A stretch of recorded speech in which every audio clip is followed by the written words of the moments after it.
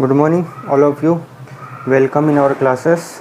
Let's start our chapter Unit 2 Structure of Atom. So, we already discussed about the wave nature of the electromagnetic radiation. हम wave nature electromagnetic radiation का already पढ़ चुके हैं.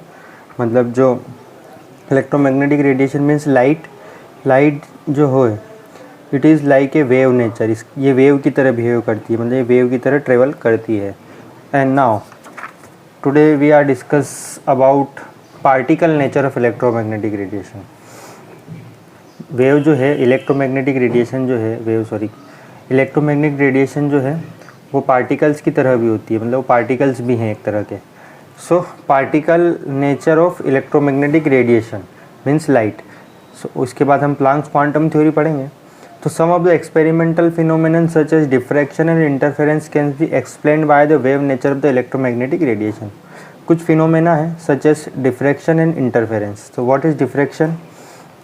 See, diffraction is the ये है diffraction. देखो, diffraction is the bending of wave around an obstacle. wave अगर कोई obstacle मतलब कोई रुकावट आ जाए तो वेव का मुड़ जाना, वेव का बैंड हो जाना, उसको हम बोलते हैं डिफ्रैक्शन. किसी रुकावट के कारण अगर जो वेव है वो अगर मुड़ जाती है तो लाइट जो है वो वेव की तरह बिहेव करती है, तो वो जब बैंड हो जाए तो हम उसको डिफ्रैक्शन बोलते हैं. इंटरफेरेंस क्या होता है? Interference is the combination of two wave of the same और डिफरेंट फ्रिक्वेंसी. दो वेव का कॉम्बाइन हो जाना, दो वेव आपस में जुड़ जाना, combination of two wave of the same और डिफरेंट फ्रिक्वेंसी, या तो उनकी फ्रिक्वेंसी भी सेम हो या अलग अलग हो, और जुड़कर give a huge distribution at each point in space is algebraic और वेक्टर सम, या तो एल्जेब्रा या वेक्टर सम होगा disturbance at that point resulting from each interference wave. मतलब दो वेव का कॉम्बिनेशन हम इंटरफेरेंस बोल सकते हैं. तो इन दोनों नेचर को वेव थ्योरी ने अच्छे से एक्सप्लेन किया. However, following are some of the observations which could not be explained with the help of even electromagnetic theory of 19th century. Known as classical physics. कुछ फिनोमेना है जिनको wave theory explain नहीं कर पाई थी. वो phenomenon क्या थे? इसमें फर्स्ट वन है the nature of emission of radiation from hot body. Radiation means light. यहाँ पर कोई हॉट बॉडी है, कोई गर्म चीज़ है जिससे कि एमिट मतलब रिलीज़ होना, निकलना, बाहर निकलना. The nature of emission of radiation from hot body से रेडिएशन का निकलना, इसको बोलते हैं black body radiation. Ejection of electron from metal surface when radiation strikes it. Electron का इजेक्ट होना, बाहर निकलना किसी मेटल के सरफेस पर जब उससे रेडिएशन टकराए. Variation of heat capacity of solid as a functions of temperature. Line spectra of atoms with special reference to hydrogen. तो अभी हम इन दोनों पे फोकस करने वाले हैं, first point and second point पे. इनको देखते हैं, बाकी के बाद में देखेंगे. Okay, so let's start. So first of all we discuss about black body radiation was given by Max Planck. जो black body radiation था 1900 में दिया था. This phenomenon is given below. ये क्या है black body radiation? इसको समझते हैं हम सबसे पहले. When solids are heated, they emit radiation over a wide range of wavelength. आपको पता ही wavelength क्या होती है. जब हम solid को हीट करते हैं तो उनमें से रेडिएशन निकलता है जिसकी wavelength अलग अलग होती है. For example, when an iron rod is heated in a furnace, it first turns to red and then progressively become more and more red as the temperature increases. Means जब आप एक आयरन रोड को heat करोगे सो क्या होगा, पहले वो red colour की होगी, फिर देन प्रोग्रेसिवली उसका कलर रेड और रेड होता जाएगा जैसे जैसे टेम्परेचर बढ़ेगा. As this is heated further, आप उसको और हीट करोगे the radiation emitted become white. वो रेडिएशन जो है लाइट वाइट कलर की हो जाएगी एंड देन बिकम ब्लू. तो कलर चेंज होता जा रहा है, red then white then blue as the temperature become very high. जब टेम्परेचर बहुत ज़्यादा हो जाएगा. इन टर्म्स ऑफ फ्रीक्वेंसी, अगर हम इनकी फ्रीक्वेंसी देखें लाइट की, the radiation emitted grows from a lower frequency. Red colour की फ्रीक्वेंसी लोअर होती है, लोअर फ्रीक्वेंसी से हायर फ्रीक्वेंसी की तरफ जाएगा, टेम्परेचर बढ़ेगा. The red colour lies in the lower frequency region while blue colour belongs to the higher frequency region of the electromagnetic spectrum. हमने electromagnetic spectrum देखा था. So what is black body? The ideal body. एक तरह की ideal body होती है, कोई किसी का शरीर नहीं, कोई चीज़. Which emits and absorb. Emit मतलब रिलीज करना, एब्जॉर्ब मतलब उसको एब्जॉर्ब करना, शोषण, है ना। The ideal body which emits and absorb all frequency is called black body, जो सभी तरह की फ्रीक्वेंसी को एमिट भी करे और एब्जॉर्ब भी करे। And the radiation emitted by such a body is called black body radiation, इससे जो रेडिएशन एमिट होगा उसको हम बोलेंगे black body radiation. So the exact frequency distribution of the emitted radiation intensity versus frequency curve of the radiation from a black body depends on its temperature. See this diagram. See, this is wavelength versus intensity. Intensity मतलब light की तीव्रता, and ये wavelength है। देखो इस तरफ wavelength बढ़ रही है एंड इस तरफ इंटेंसिटी बढ़ रही है, और ये टेम्परेचर है। This is T1, this is T2। ये T2 जो टेम्परेचर है ये T1 से ज़्यादा, मतलब ये वाला टेम्परेचर कम और ये वाला टेम्परेचर ज़्यादा। तो देखो जैसे जैसे इंटेंसिटी, वेवलेंथ और इंटेंसिटी बढ़ रही है टेम्परेचर बढ़ने के साथ में, है ना। वेवलेंथ के साथ इंटेंसिटी भी बढ़ रही है, फिर एक पीक पर पहुंच रही है, फिर धीरे धीरे ये डिक्रीज़ होने लगी है। उसी तरीके से ये वेवलेंथ बढ़ रही है इस तरफ, तो इंटेंसिटी भी बढ़ रही है, फिर ये पीक पर जा रही है, फिर सडनली डिक्रीज़ होने लगी है। सो ये जो एक्सपेरिमेंट है, the experimental result can not be explain satisfactory on the basis of wave theory. ये जो हम ब्लैक बॉडी रेडिएशन है इसको हम वेव थ्योरी के थ्रू एक्सप्लेन नहीं कर सकते। सो this is most important terms here. The Planck's suggested that atoms and, ये जो यहाँ पर है this is the most important terms. Planck's suggested that atoms and molecule could emit energy only in the discrete quantity, non in continuous manner, a belief popular at that time. ये सबसे important thing है, Planck's quantum theory बोलते हैं इसको। सो Planck's ने क्या बोला कि जो लाइट होती है, जो हमको एनर्जी जो मिलती है वो हमको कंटिन्यूसली नहीं मिलती। जैसे कि अगर कोई चीज़ है कंटिन्यूसली हमको एनर्जी नहीं मिलती है, ऐसी लगातार हमको एनर्जी नहीं मिलती है। सनलाइट हम तक आ रही है तो कंटिन्यूसली हम तक नहीं पहुंच रही है, वो डिस्क्रीट क्वांटिटी में नहीं आ रही है, बल्कि एनर्जी के छोटे छोटे पैकेट्स हमको मिल रहे हैं, स्मॉल पैकेट्स ऑफ एनर्जी के फॉर्म में मिल रहा है। जैसे ये एनर्जी का एक पैकेट है, ये एनर्जी का एक पैकेट है, इस तरह से छोटे छोटे पैकेट्स के रूप में हमको एनर्जी मिल रही है, स्मॉल पैकेट्स ऑफ एनर्जी और बंडल्स ऑफ एनर्जी। ये लाइट पहले ऐसा समझा जाता था कि लाइट जो है वो कंटिन्यूसली हमको मिल रही है, लेकिन प्लांक्स ने जो थ्योरी दी उसके अकॉर्डिंग लाइट हमको कंटिन्यूसली नहीं मिलती, बल्कि वो एनर्जी के स्मॉल पैकेट्स होते हैं। ऐसे छोटे छोटे पैकेट्स हमको मिल रहे हैं, पहले एक पैकेट मिलेगा, फिर दूसरा पैकेट, फिर तीसरा, ऐसे छोटे छोटे पैकेट्स मिलते हैं। और इन सब की एनर्जी भी अलग अलग होती है। मतलब जैसे कि ये एनर्जी का एक पैकेट है, ये छोटा पैकेट है, इसकी एनर्जी कम है, एक बड़ा पैकेट है, इसकी एनर्जी ज़्यादा है। तो इस तरह से हमको एनर्जी के छोटे छोटे पैकेट्स के रूप में लाइट जो है वो कंटिन्यूसली नहीं है, बल्कि वो एक एटम्स एंड मॉलिक्यूल्स एनर्जी को एब्जॉर्ब करते हैं, कंटिन्यूसली एब्जॉर्ब नहीं करते, वो एनर्जी के छोटे छोटे पैकेट्स के रूप में एब्जॉर्ब करते हैं। तो ये जो एनर्जी के पैकेट्स है इसको उसने बोला क्वांटम। क्वांटम क्या बोला? क्वांटम। ये जो एनर्जी के पैकेट्स है, quantum means packets of energy, packets of energy. Okay, ये जो एनर्जी के छोटे छोटे पैकेट्स हैं इन्हीं को बोला गया है क्वांटम। तो एक एनर्जी का पैकेट होगा तो क्वांटम, और अगर बहुत सारे पैकेट होंगे तो क्वांटा। ओके,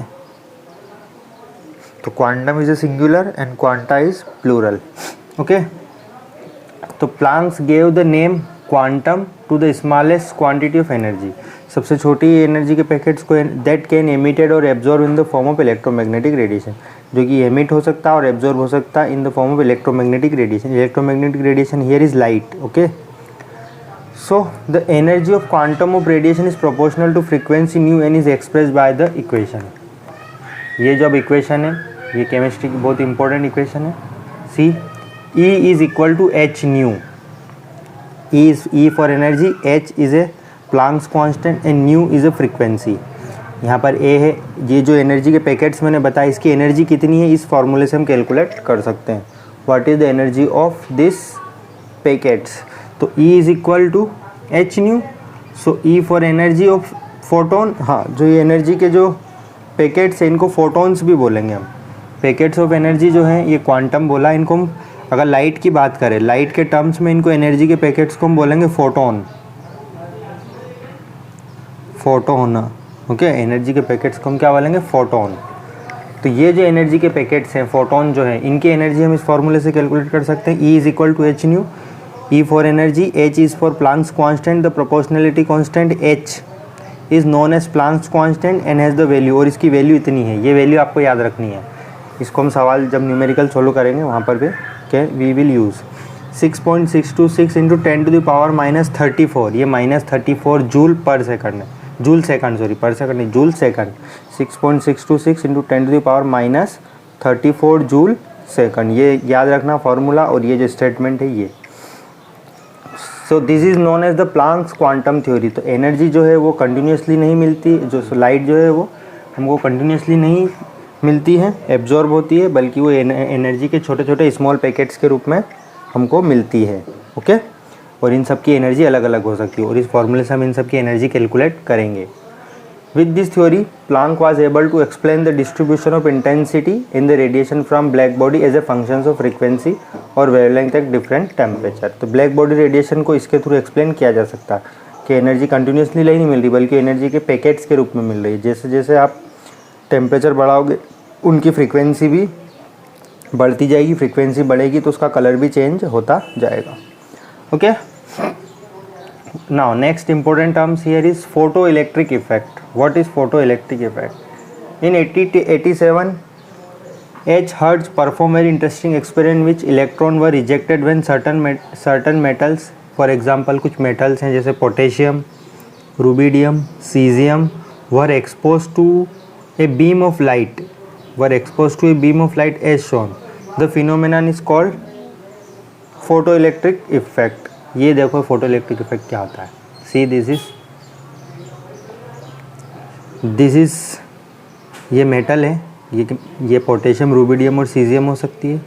ये एक वैक्यूम चैम्बर है, बंद कर रखा है। ये एक इलेक्ट्रोड है पॉजिटिव, हियर इसको पॉजिटिव और नेगेटिव, यहाँ से इसको कनेक्ट कर रखा है बैटरी से ताकि इसको इलेक्ट्रिसिटी दी जा सके।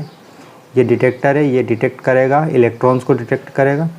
अब देखो ये यहाँ पर मेटल है, यहाँ से लाइट आई, लाइट मतलब वेव की तरह ट्रेवल करती है। मैंने बताया वेव की तरह नेचर होता है लाइट का, तो वेव की तरह आएगी इस तरह से।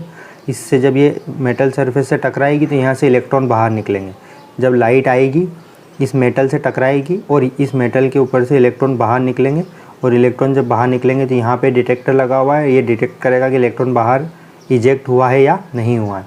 इसी को हम बोलते हैं फोटो इलेक्ट्रिक इफेक्ट। मतलब लाइट जब किसी मेटल सरफेस से स्ट्राइक करे एंड वहाँ से इलेक्ट्रॉन इजेक्ट हो, यहाँ से इलेक्ट्रॉन बाहर निकलेंगे, इसी को हम फोटो इलेक्ट्रिक इफेक्ट बोलते हैं। ठीक है, ये देखो मैक्स प्लांक्स के बारे में थोड़ा बहुत लिखा है, आप इसको अपनी बुक से पढ़ें।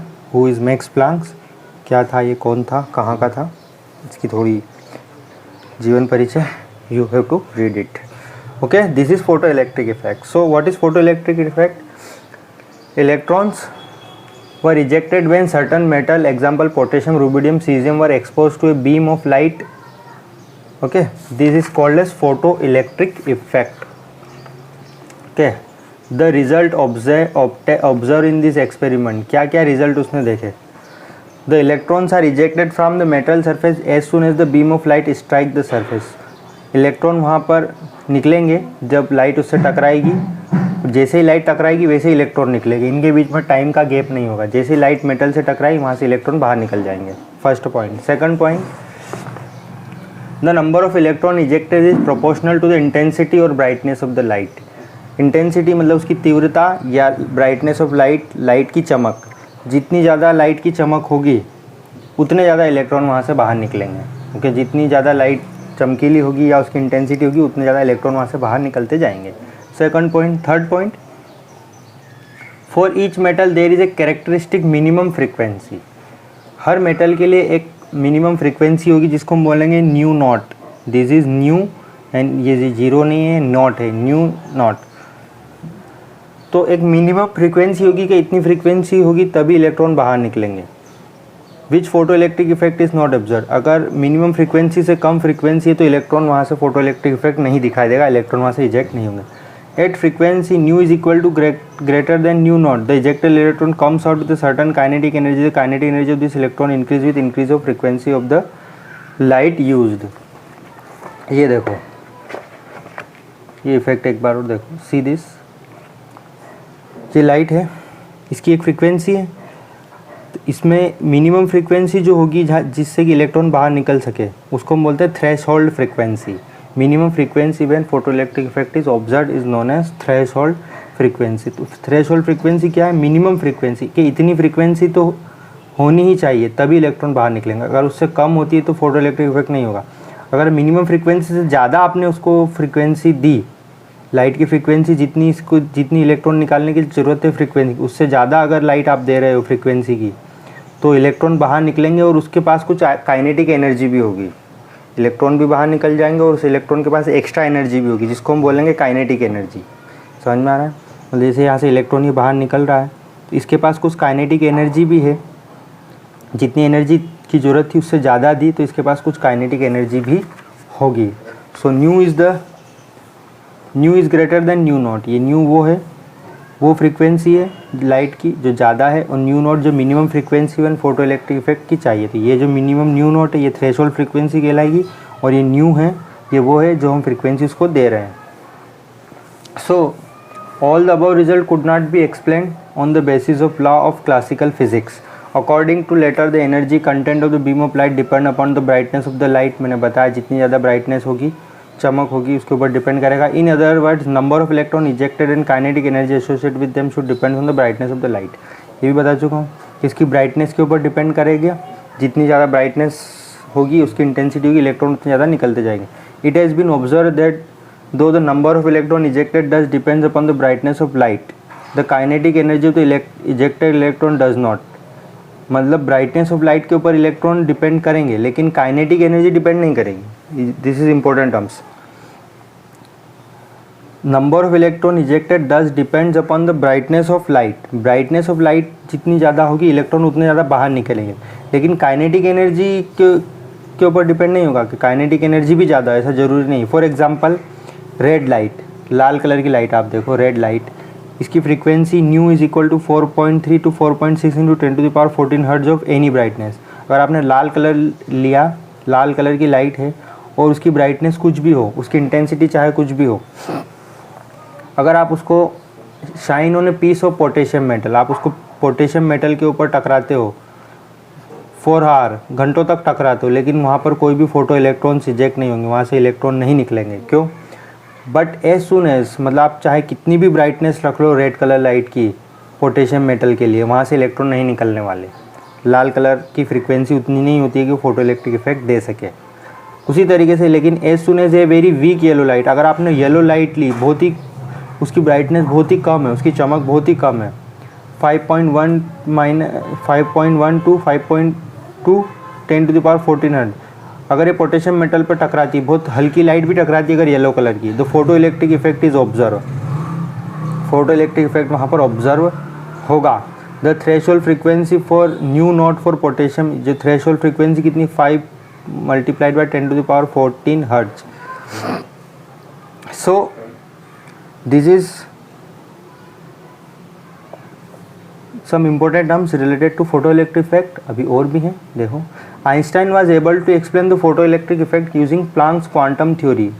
What is Planck's quantum theory? Light travels in the form of small packets of energy. Energy के छोटे छोटे पैकेट्स होते हैं जिसको हम बोलते हैं क्वांटम और photon.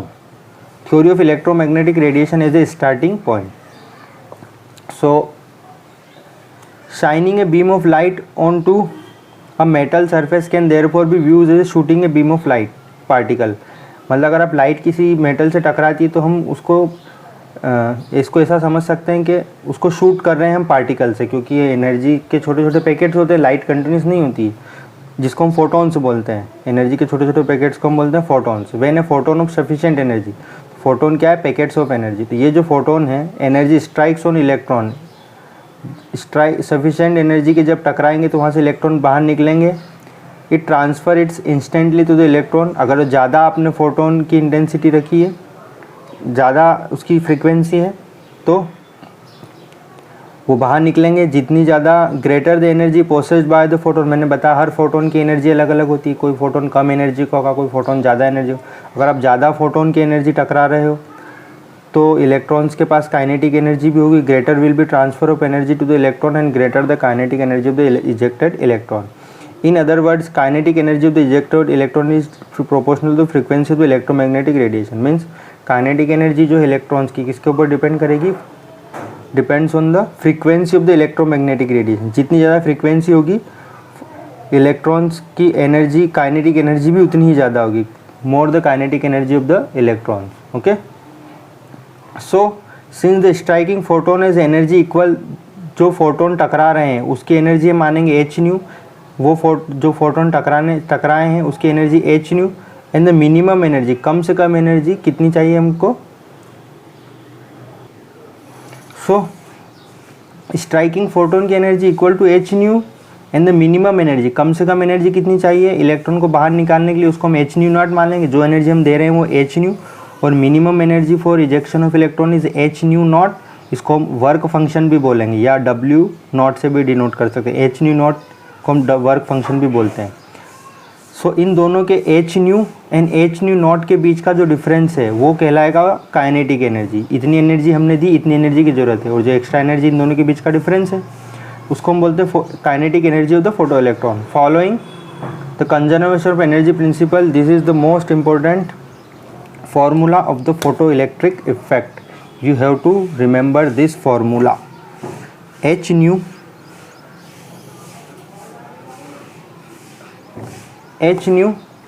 is equal to H nu naught plus 1 by 2 m for mass of electron and v for velocity of electron. H is equal to Planck's constant, nu is equal to frequency, H nu naught, this is nu naught is equal to threshold frequency plus 1 by 2 mass of electron and v for velocity of electron. Lastly, and more intense beam of light consists of larger number of atoms. जितनी intense beam होगी, जितनी bright light होगी, उसके अंदर photons भी उतने ज़्यादा होंगे. Consequently, the number of electron ejected is larger as compared to that in experiment which a beam of weaker intensity of light is involved. अगर light की intensity कम है तो फोटोन भी कम है, लाइट की इंटेंसिटी ज़्यादा है तो फोटोन भी ज़्यादा, मतलब अगर चमकीली लाइट है तो उसके अंदर ज़्यादा फोटोन होंगे, और लाइट की चमक कम है तो उसके अंदर फोटोन कम होंगे। जितने more the number of photon more will be the electron is ejected and more is the photo electric effect is observe. So this is the important formula, और इससे रिलेटेड अब हम न्यूमेरिकल सॉल्व करेंगे in our next session. Okay, so this is enough for today. So read it, पढ़ें इसको एक बार और अच्छे से, 2 बार 3 बार इसको रीड करें, समझ में आएगा अच्छे से, और ये फार्मूले याद करें। ओके, सो आज के लिए इतना ही। सो बाय बाय, थैंक यू।